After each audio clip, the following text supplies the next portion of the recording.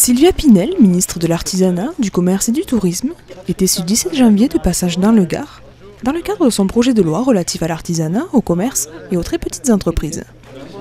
Sur invitation de Fabrice Verdier, député du Gard et rapporteur de ce projet de loi à l'Assemblée nationale, la ministre a d'abord fait une halte à la station thermale des Fumades, en plein chantier d'extension des locaux et de l'offre de soins.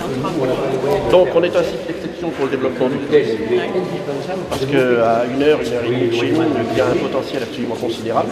Visite ensuite de la nougaterie artisanale des Fumades à Allègre. Et dans votre projet, vous passez à combien alors de mètres carrés? Alors on passe à 1000 mètres carrés. Nous voyons bien que ces entreprises jouent un rôle fondamental en termes d'activité économique, en termes d'emploi, en termes de présence territoriale et de dynamique de ces territoires-là, d'attractivité. Donc il est important de donner à ces entreprises des mesures concrètes, réalistes, efficaces, qui tiennent compte de leur quotidien, sur les baux commerciaux, sur le FISAC, sur le droit de préemption, le droit de préférence et bien d'autres sujets. Il est important de mieux les accompagner, le projet de loi le permet également. Donc c'est des mesures qui amélioreront au quotidien la vie des entreprises et c'est bien là l'objectif que nous partageons. C'est le sens de ma visite aujourd'hui dans le Gard.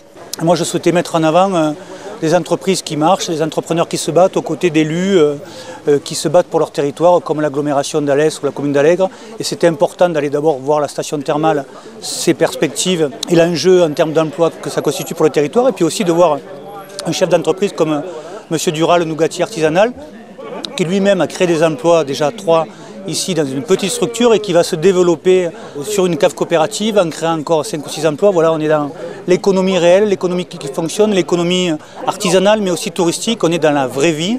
Et puis c'était une façon aussi d'avoir un message un peu optimiste, de montrer que notre territoire, il y a plein d'initiatives, il y a beaucoup de choses qui marchent, qui vont se développer et que le discours de pessimiste que certains portent n'a pas lieu d'être ici.